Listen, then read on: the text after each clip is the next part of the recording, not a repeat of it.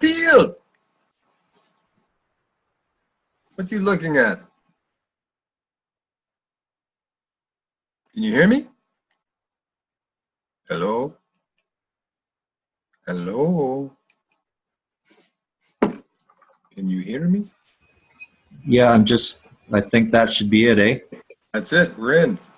We're in. We are being recorded as we speak.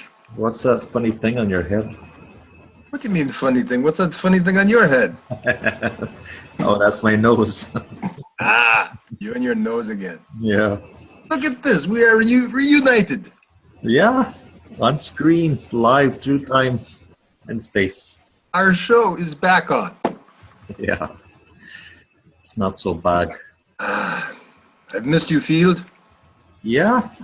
No one can hang out in coffee shops and talk about nothing like you. Yeah, I know it's a skill I developed nowhere.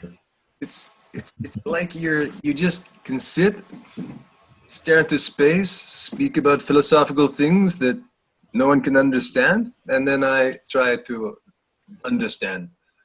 But my mind is like Homer Simpson. It's like a little bird inside that is dipping at water. No, you just change the subject really quickly and ask me to understand what you're talking about. Ah. It's one of us. It's a good tennis game. Aye. So tell me, What? artificial intelligence. Where? I don't know. I'm hoping to get some. Do you have any to sell? 3 bits for quantum package. I'll take 2. Maybe. Yes. It's quite the interesting topic. I know. Mm-hmm. Elijah, this fellow here, Elijah, what name are you going by? No, I'm Captain Sweep right now. When I wear this, I'm Captain Sweep. And I'm the Field, apparently. Exactly. Okay. Captain Sweep has been sharing some information on his Facebook stream under conscious communication. Mm-hmm. Conscious School of Communication. School of Conscious Communication. That's that. No, that's Elijah. He's doing that. Elijah is, yes. Yeah. It's a reference point to why we're in this conversation stream together right now. Exactly. Yes. Yeah, so you posted some articles. I've been reading some articles. Mm-hmm. Yeah, what was this morning? I posted something on my feed this morning. We are watching fourth dimensional objects pass through third dimensional space. Mm. That's what I woke up with this morning. So it's been an interesting consideration, and just in that regards. Mm. Yes, I remember John Bennett speaking about it, and Flatland, and how a sphere would come through 2D space, and you would just see this line, and it would get smaller and bigger. And so somebody who's in 2D land, Flatland, would always wonder about these 3D objects, but they didn't see them as 3D, they could only see them as 2D. Yeah, a point that expands and then contracts and disappears again. This sort of shows up. Where did that flying UFO line come from that just disappeared? Exactly. Yeah. And so yeah, in 3D, then we have anomalies from 4D or maybe 5D that we don't understand, that could be coming from other dimensions, but we don't know what they are.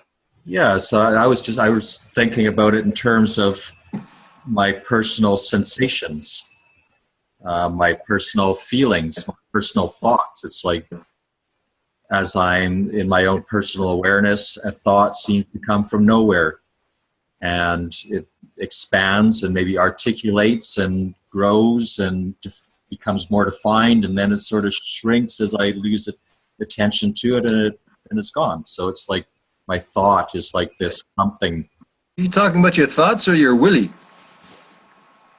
Well, that's a sensation. Yeah, there you go. It's a sexual feeling. It was not there, then it comes, and it's very strong, and it can take over our whole world. And then all of a sudden it sort of collapses and is gone, and we forget that it even happened. You're saying like from 4D, it's more of a feeling. Potentially, it could be a feeling, sensation, thoughts. maybe sensations and feelings and thoughts are all one kind of object that that occurs in 3D.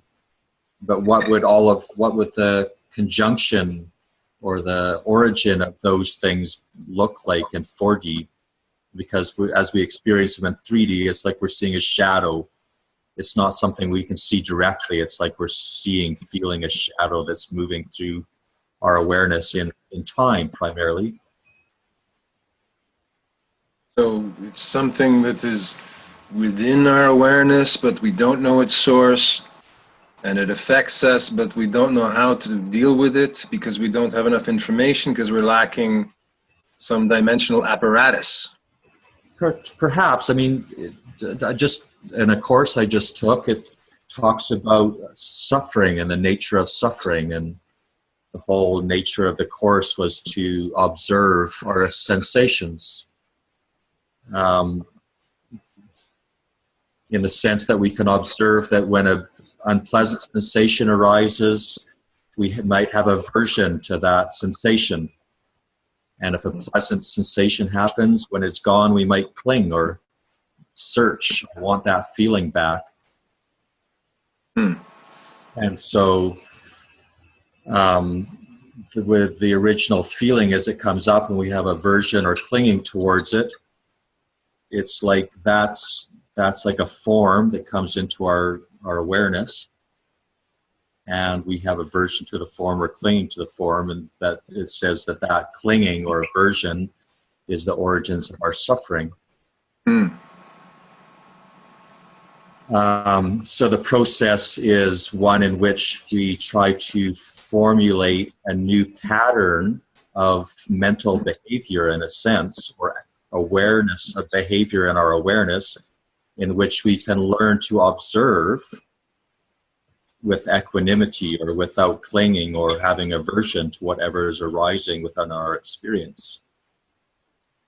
And when we don't react to it, the food that the object arising in our awareness needs food to keep growing. And if we don't feed it the food of a reaction, eventually it no longer arises because it has no food, in a sense. That's a very simplistic notion, but that's the gist of it. Do you get what I'm saying? I think I do. This is from your 10-day retreat. Yeah, Vipassana meditation retreat, yeah.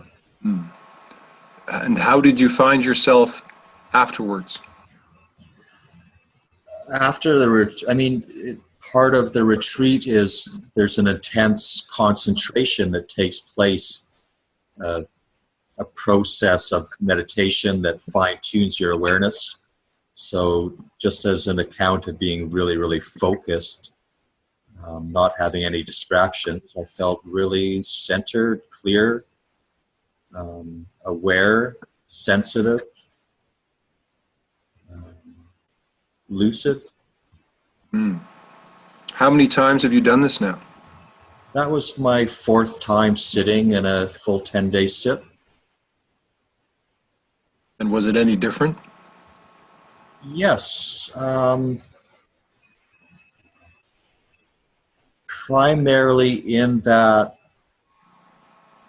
at the end of each 10-day sitting, numerous sits and meditational time, at the end of the day there's an instruction video, and through the 10 days it's incremental information that is there to help you understand the method of what you're practicing, how the method was developed, and what the purpose of doing this method is. And in prior courses, I had confusion about how the method was brought into being, the effectiveness of the method, and what they say the outcome of the method is. I had confusion and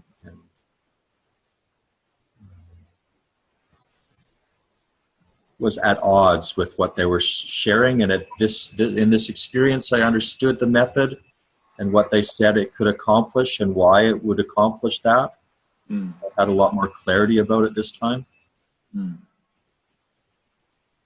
And how what kind of thoughts do you have on artificial intelligence? You asked a good question, like what's the difference between artificial and real intelligence? Hmm. What do you think about that? Yeah, I don't have any clear thoughts about it, but there's different avenues or different lines of approach that I use when I consider that. Um, What do you think about spending the next lunar cycle sort of diving into artificial intelligence as a theme? yeah, I love that idea.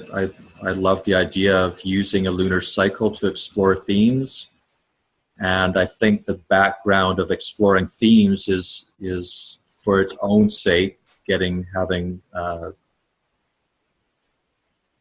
becoming more knowledgeable in a specific field of consideration, Mm, building relationships with others in terms of the others that may be exploring these ideas, mm, um, which could lead to alliances for team building in different ways. And I also understand that within the context of the School of Conscious Communication, that the conversations can be a field in which certain tools of communication and how we communicate together, how we create meaning together, what are the protocols of communication within that field can be investigated as well. mm. Because you must know that the inflomatrix, in a sense, is an artificial intelligence language framework, right? Like once it is put into software.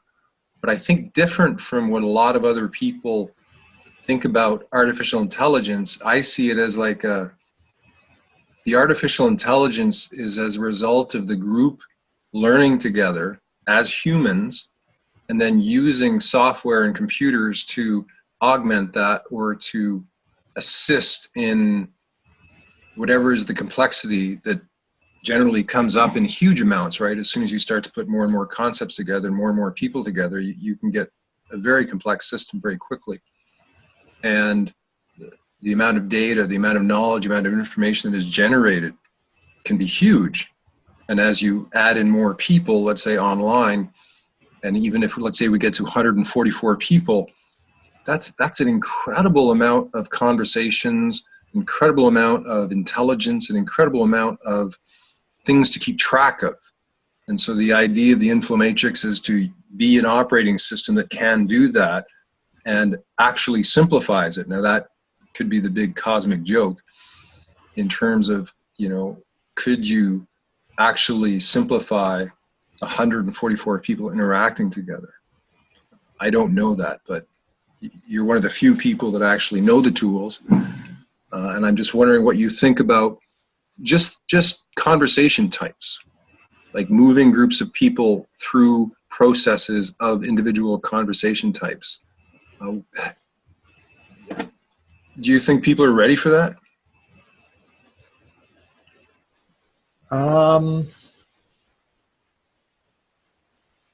Can you give if other people might watch this and to help me too, just to answer that, maybe 5 pertinent conversation types that might be considered? Okay, let's say we start off in a brainstorm and we start brainstorming all the different ways that we can use artificial intelligence or all the ways that are being used right now. Yeah. So we start with a brainstorm, we come up with all these ideas, and then we switch over to a critical analysis where we go through those ideas and maybe we categorize them and maybe we look at the ones that work and don't work or ones we can use or don't use. Yeah. And then we switch into some sort of maybe a design specs where we're looking at, okay, how do we use what we have now in terms of creating some sort of product that can be an artificial intelligence. Let's say practical application, yeah. And then we have a testing convo where we're bringing people in to actually test it and then we end in a feedback where we get people's feedback from the testing. And the testing convo, I mean, that's a pretty big, all of them can be actually pretty big things in themselves. But what we would do is, start off with one, do it, complete it, Mm-hmm. and then go to the next, and then go to the next over a period of time in this month. And as a result of that, having learned as a group to stay within one type of conversation. Like a lot of times somebody's in a brainstorm and someone else is in an appreciation and someone else is in a needs analysis. You know, I mean, most of the time we are in these conversation types, whether we know it or not, but we're not conscious within them, and we're not consciously aware of what the other person is in. And so I recently had a pretty big conflict with an ally where he had given me something to look at. And in the past, he had given me things like this, and I thought he wanted feedback. He wanted ways to improve it. And so I immediately went into this feedback, and he got very, I thought, defensive and sort of almost hurt, because he thought I was giving him a list of things to do in regards to what it was. So he was thinking I was giving a feedback convo, and I was directing him to go do it, which that wasn't in my mind at all. I just thought he wanted, some helpful ideas. And so immediately we're in this conflict, and afterwards it was so obvious what happened, but in the moment, sometimes it's very difficult to say, wait a second, you're in he was looking for appreciation. Yeah, pretty much. I kind of thought like he was just wanted to be acknowledged and recognized and appreciated that he had put effort in a direction, and yeah. And so afterwards, in a debriefing, another convo with my roommate here, yeah, it became obvious what it was, but it was too late. And I could tell that there was past healing that needed to be done based upon our relationship, and so there was a built-up residue, and that's why it went off so easily. And I think when people are in good rapport and they've created some trust over time, that doesn't happen. But if you, let's say, are reinitiating an old relationship where you haven't had a clearing, another conversation type, to get rid of the residue, and people don't even understand again what a clearing is. And so when you're trying to let's clear it, it's you want to get rid of anything that is negative and just say it, like, you hate me, my nose smells, whatever it is, right? And after a clearing, we might need a healing conversation or exactly. Yeah. But you know this, and you know how important it is to have a clearing, because you and I sort of need one once a week just to. We're becoming more proficient. I have more equanimity every day. Yeah. Have you heard that Tammy and we've been planning a clearing for, I think, almost a month now. Yeah. About once or twice a week we get close, and then we of course have something new to clear based upon our need to clear. Good. Yeah. So we're getting close. Nice. Yeah, but I'm looking forward to it, because it's been 15 years. Yeah, wow. 15 years since we met. And all that incredible time at the People's Network, and the beginning of video, the beginning of this, where this did not exist back then. Yeah. And it's pretty exciting, because it feels as if we've come through a huge purification that lasted years and years and years. And every time you think you're getting through it, it happens again. And every time you think you've got a bad year, it happens again. And all of the people that I know, have gone through trials and tribulations that are, incredibly difficult. And says my internet connection is unstable. Are you hearing me here? I think we had a freeze out. Hello? Hello? Are you there? You're freezing. Let me just pause this.